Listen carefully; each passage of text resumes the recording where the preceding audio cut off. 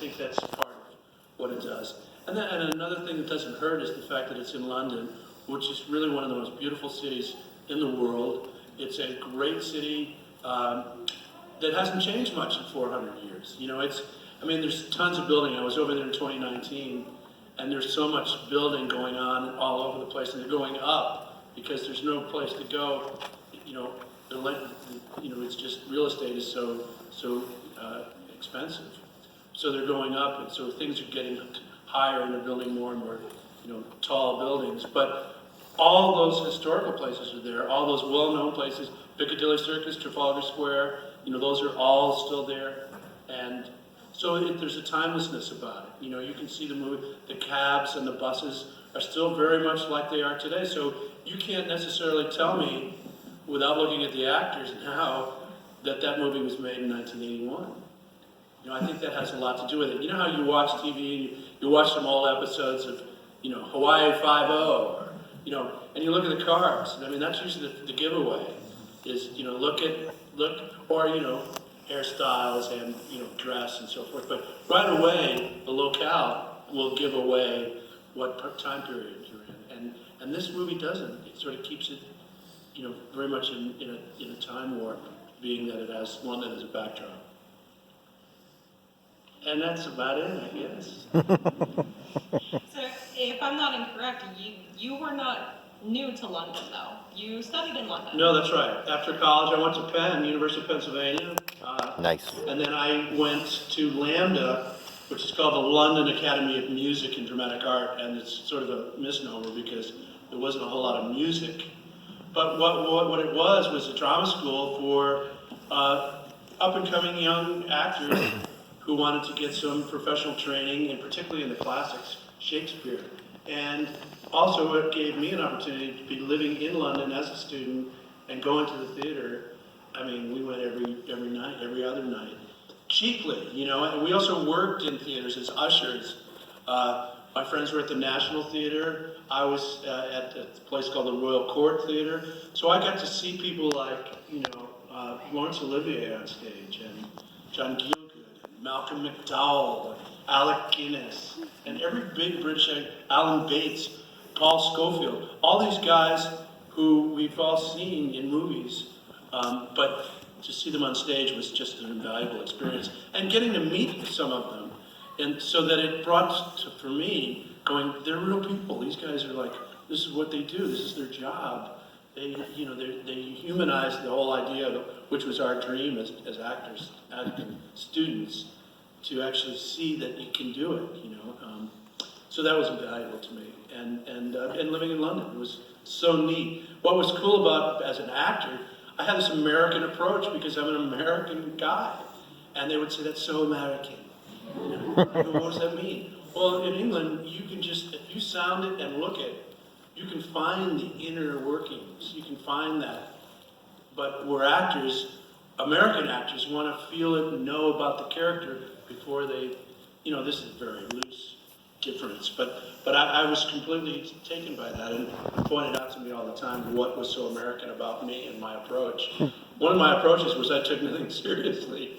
So my teachers were a little concerned that I was sort of a goof off, but I was just I so enjoyed the process of being a full-time student, that when I finished, after 2 years, it was a 3-year program, but I'd already been in college, and I went and looked to see where do you start your career as an actor, and the only choice for me was New York.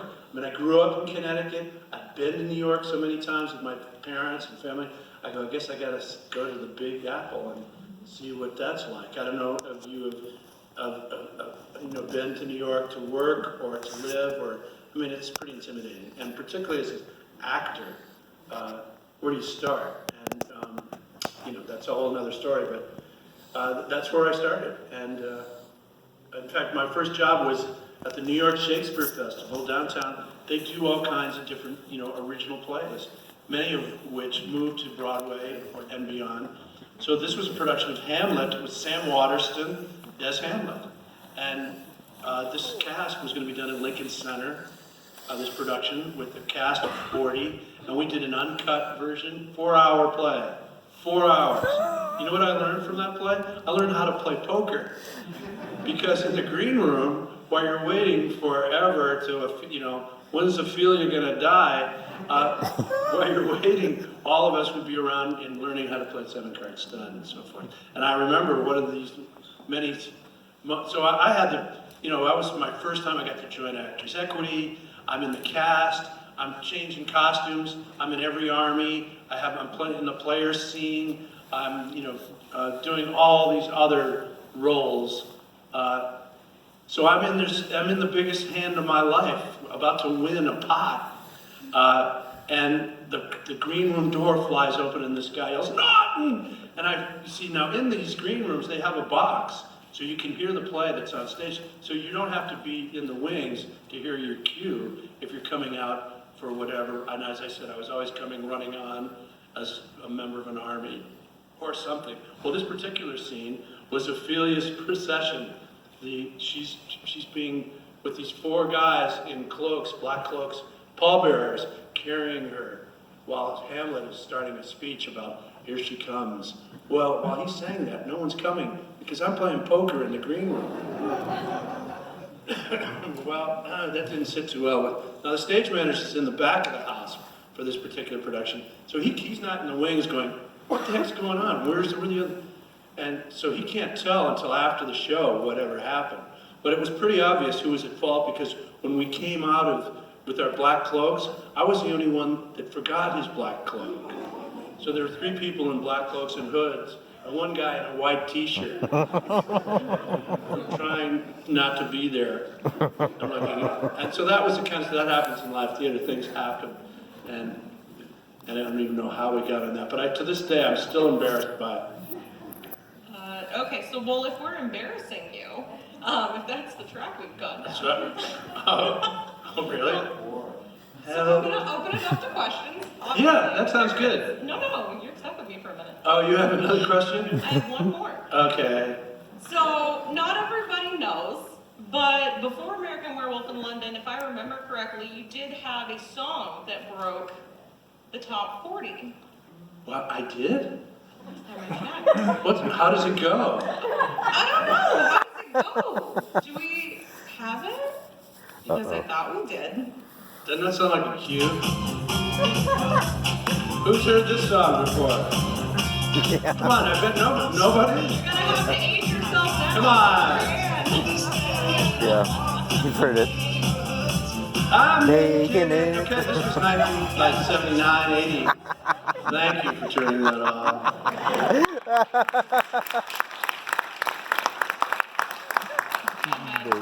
Yeah, you did. I wasn't sure where you were going with that. But yeah, I had a chance to do a series, a half-hour sitcom on ABC that was based on Saturday Night Fever. And I also got a chance to record the title song. Now the show didn't. It was called Making It. The show didn't. But it was funny too because our premiere night we were behind Mork and Mindy, which was like the top 2 or 3 show on television, and we premiered right after it, going, "We're hits. We're gonna be a hit." So about 4 shows in, they changed us to Friday night opposite Different Strokes and the Hulk. That was the end of Making It. But the song continued on the top 40, went to number 5. I had this gold record, which I have at home, and this record, so I was going on American Bandstand, Rockin' New Year's Eve, which is being sponsored by Dr. Pepper, which is a whole nother story. And it was pretty neat to have this song. On our label, Robert Stigwood, who had this group some of you have probably heard of called the Bee Gees. Mm-hmm. Yeah, Making It for 2 weeks was higher than any of their songs. I went, don't tell them that. So I had this song that, as I said, went higher than anybody expected. Then Paramount had the rights to it because the series was at Paramount, so they put it into Meatballs, Bill Murray's movie. Yeah. So a lot of people think that song is from the movie Meatballs, but you and I know it's from the Didn't Make It series, Making It. Thank you, you had to. Now we're out of time. No, we've got plenty of time. No, but we do You guys certainly ask have time for questions. any questions you folks might have. I have to tell you the dumbest question I've ever, did I say dumbest? So you can't out-dumb this question. If any of you think you have a dumb question, you can't. This guy gets up and comes down to the mic and says, were you the actor or the werewolf?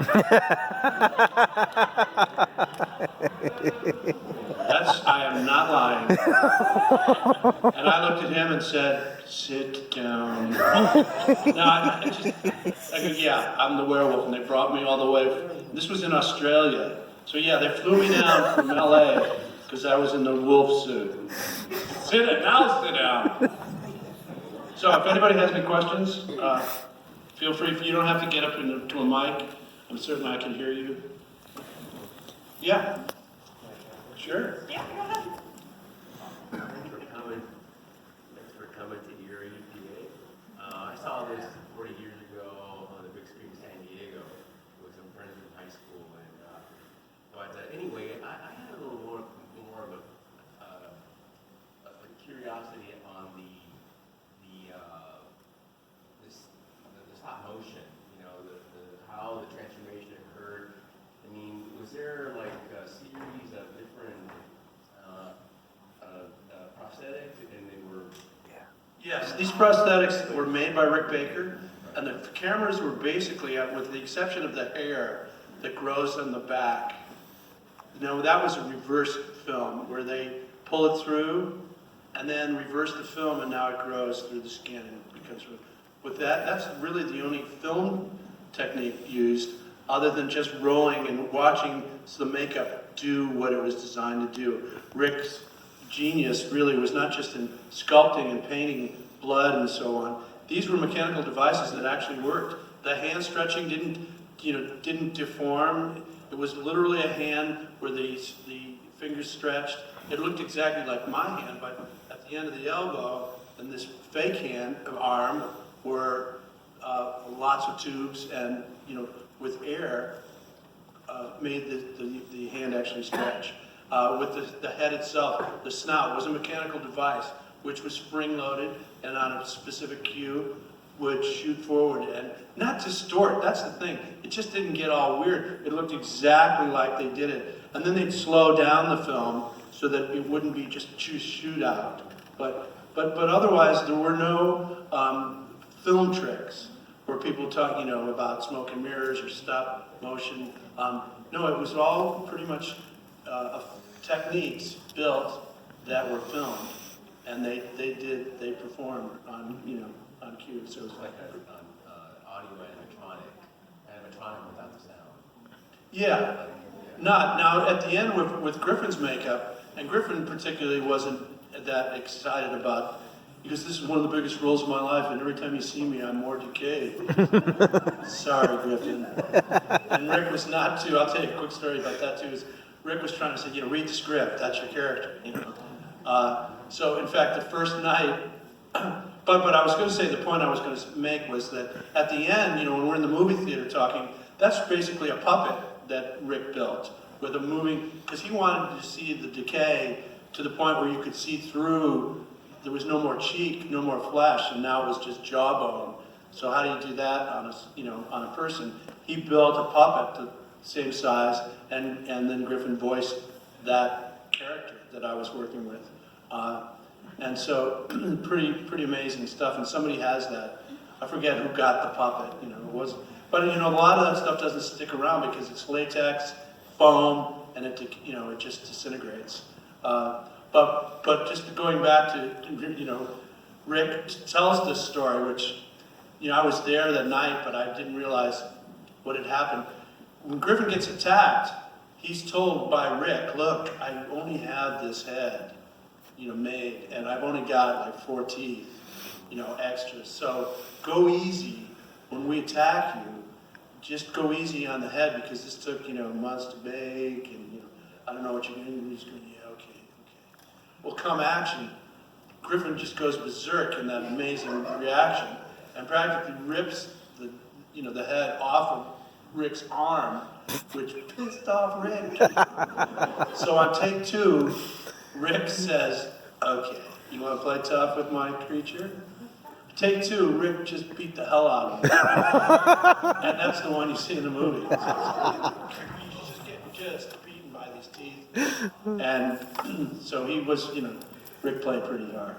And you said that the hair growth, that was a reverse action photography? Yeah, I mean, I wasn't there for that, and I hate to be, an authority on Rick's effects. I know what happened to me, but that one I was always told was it? Yeah, it's pretty clever. You have it already there, and then you pull it through, and then reverse.